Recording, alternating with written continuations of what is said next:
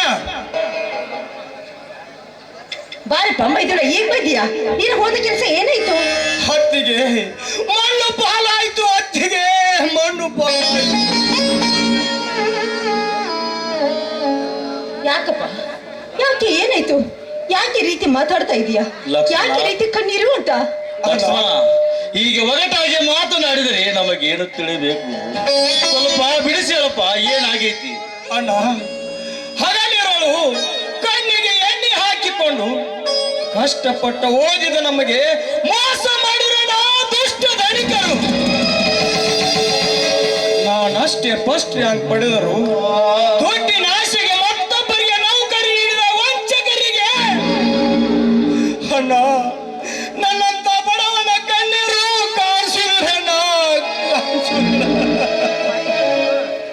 ಮೈದುನ, ತುಂಡು ಹಾಳೆಯ ಮೇಲೆ ಎಲ್ಲರ ಜೀವನವು ಕೈಯಲ್ಲಿ ಅವರದೇ ಅಂದಾಗ ಯಾರೇನು ಮಾಡೋದಕ್ಕೆ ಸಾಧ್ಯವಪ್ಪ? ಯಾರೇನು ಮಾಡೋದಕ್ಕೆ ಸಾಧ್ಯವಿದೆ? ನೋಡು, ಈ ರೀತಿ ಆಯ್ತು ಅಂತ ತಿಳಿದುಕೊಂಡು ಹತಾಶೆ ಆಗ್ಬೇಡ. ಯಾಕೆಂದ್ರೆ ನೀನು ಪ್ರಯತ್ನವನ್ನು ನಿಲ್ಲಿಸಬೇಡ. ಯಾಕೆಂದ್ರೆ ಬಲ್ಲವರು ಒಂದು ಮಾತು ಹೇಳಿಲ್ವೇ, ಮರಳಿ ಯತ್ನವ ಮಾಡು, ಮರಳಿ ಯತ್ನವ ಮಾಡು ಅಂತ. ನಿನ್ನ ಅತ್ತಿಗೆ ಹೇಳುವುದರಲ್ಲಿ ಅರ್ಥವಿದೆ. ಕತ್ತಲಾಯಿತಂದು ಮನೆಯಲ್ಲಿ ಕೊಳುತ್ತಾರೆ, ಬೆಳಕು ಸಿಗುವುದೇ ಇಲ್ಲ. ನಾವು ಬೆಳಕು ಹುಡುಕು ಪ್ರಯತ್ನ ಮಾಡಬೇಕು, ಅಂದಾಗ ಗುರಿ ಮುಟ್ಟಲು ಸಾಧ್ಯ ಕಣೋ. ಸಾಧ್ಯವಿಲ್ಲ. ಎಷ್ಟು ಬಾರಿ ಪ್ರಯತ್ನಿಸಿದರು ಒಂದು ನೌಕರಿ ಸಹ ದೊರಕಲಿಲ್ಲ ನನ್ನ ಪಾಲಿಗೆ. ಅಂತ ಓದು ನನಗೆ ಬೇಡ. ನಿನ್ನ ಜೊತೆ ನಾನು ಈ ಭೂತಾಯಿಯ ಸೇವೆ ಮಾಡುತ್ತೇನೆ. ನಿನ್ನ ಹೆಗಲಿಗೆ ಹೆಗಲು ಕೊಟ್ಟು ದುಡಿಯುತ್ತೇನೆ.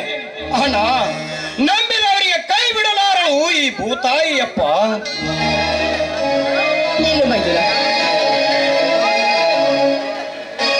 ಅಣ್ಣ, ಅತ್ತಿಗೆ ಅದೇನೋ ಗಾಢವಾದ ಚರ್ಚೆಯಲ್ಲಿ ತೊಡಗಿದ್ದೀರಿ, ಅದೇನೆಂದು ತಿಳಿಯಬಹುದೇ? ಭರತ್, ನಾನಂತೂ ಓದಲಿಲ್ಲ, ಬರೆಯಲಿಲ್ಲ. ನೀವಾದರೂ ಇಬ್ಬರು ಓದಿ ವಿದ್ಯಾವಂತನಾಗಲಿ, ಈ ಮನೆತನದ ಕೀರ್ತಿ ಬೆಳಗಲಿ ಎಂದು ನಿಮ್ಮನ್ನು ಹಗಲು ರಾತ್ರಿ ಕಷ್ಟಪಟ್ಟು ದುಡಿದು ನಿಮ್ಮನ್ನು ಓದಿಸಿದೆ. ಆದರೆ ಇಂದು ನಿನ್ನ ಲಕ್ಷ್ಮಣನಿಗೆ ಮೋಸ ಮಾಡಿದ್ರಪ್ಪ ಈ ಭ್ರಷ್ಟ ಅಂದರೇನನ್ನ ನಿನ್ನ ಮಾತಿನ ಅರ್ಥ? ಪರೀಕ್ಷೆಯಲ್ಲಿ ಪ್ರಥಮ ರ್ಯಾಂಕ್ ಪಡೆದ ನನ್ನನಿಗೆ ಮೋಸವಾಯಿತೆ?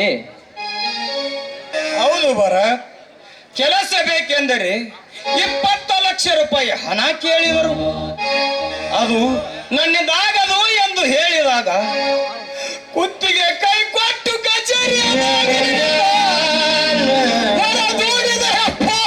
ಹೊರದೂಡಿದರು.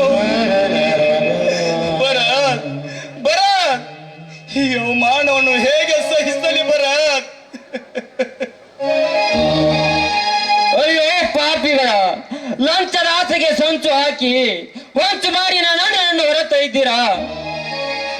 ನಿಮ್ಮನ್ನು ಸುಮ್ಮನೆ ಬಿಡುತ್ತಾರೆ ಅಣ್ಣ.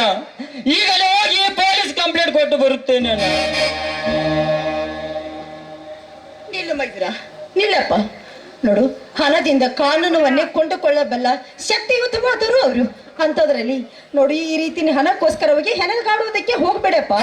ಯಾಕೆಂದ್ರೆ ಅವರು ಕಾನೂನನ್ನು ಕೊಂಡುಕೊಳ್ಬಹುದೇ ನಿನ್ನ ಭವಿಷ್ಯವನ್ನೆಲ್ಲ.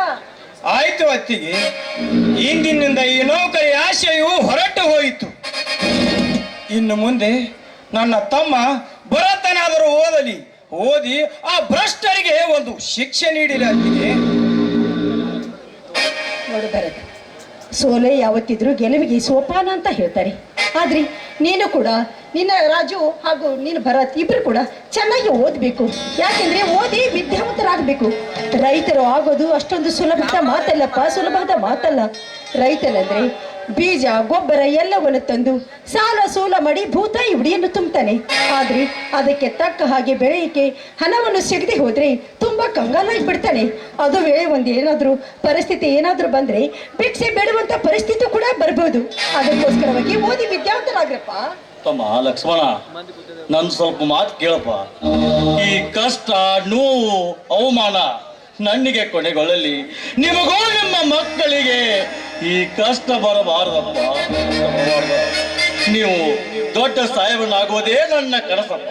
ಆ ಕನಸು ನನಸು ಮಾಡು ತಮ್ಮ, ನನಸು ಮಾಡು. ಅಣ್ಣ, ನನ್ನ ಆಶಾ ಗೋಪುರವೇ ಕುಸಿದು ಹೋಗಿದೆ. ಅಣ್ಣ, ಇದರ ಮೇಲೆ ನನಗೆ ನಂಬಿಕೆ ಇಲ್ಲ, ನಂಬಿಕೆ ಇಲ್ಲ. ಇನ್ನು ಮುಂದೆ ನಾನು ಒಂದು ಸ್ವಂತ ಗ್ಯಾರೇಜ್ ತೆಗೆಯುತ್ತೇನೆ. ಅದರಿಂದ ಬಂದ ಹಣದಿಂದ ನನ್ನ ತಮ್ಮನ ವಿದ್ಯಾಭ್ಯಾಸವಾಗಲಿ. ಅಣ್ಣ, ನನಗೆ ಒತ್ತಾಯ ಮಾಡಬೇಡ, ನನಗೆ ಒತ್ತಾಯ ಮಾಡಬೇಡ. ಆಯ್ತು ತಮ್ಮ, ನಿನ್ನ ಇಷ್ಟದಂತೆ ಆಗಲಿ. ನಿನ್ನ ಮನ ಎಂದಿಗೂ ನಾನು ನೋಯಿಸಲಾರೆ ತಮ್ಮ. ಈ ಅಣ್ಣ ಸದಾ ನಿನಗೆ ಬೆಂಗಲಾಗಿರುತ್ತಾನೆ. ಬೇಡ ಅಣ್ಣ, ನಾನು ಕೂಡ ಪೊಲೀಸ್ ಹುದ್ದೆಗೆ ಅರ್ಜಿ ಹಾಕಿದ್ದೇನೆ. ಹಗಲಿರುವೆ ಎನ್ನದೇ ಅಭ್ಯಾಸ ಮಾಡುತ್ತಿರುವೆ. ನನಗೂ ನೌಕರಿ ಸಿಕ್ಕೇ ಸಿಗುತ್ತದೆ ಎಂದು ನನ್ನ ಮನ ಹೇಳ್ತಿದೆ ಅಣ್ಣ. ಆ ಕಾಲ ಬೇಗ ಬರಲಿ ಅಂತ ಆ ದೇವ್ರ ಹತ್ತಿರ ನಾನು ಸದಾ ಕಾಲ ಬೇಡ್ಕೊಳ್ತಾನೆ ಇರ್ತೀನಿ. ನಿಮ್ಮಂತ ಅತ್ತಿಗೆಯನ್ನು ಪಡೆದ ನಾವೇ ಭಾಗ್ಯವಂತರು. ನಮ್ಮ ಅತ್ತಿಗೆ ಅಲ್ಲಮ್ಮ, ಎತ್ತ ತಾಯಮ್ಮ, ಎತ್ತ ತಾಯಿ.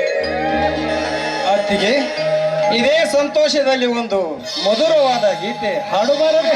ಮೈದಿರಾ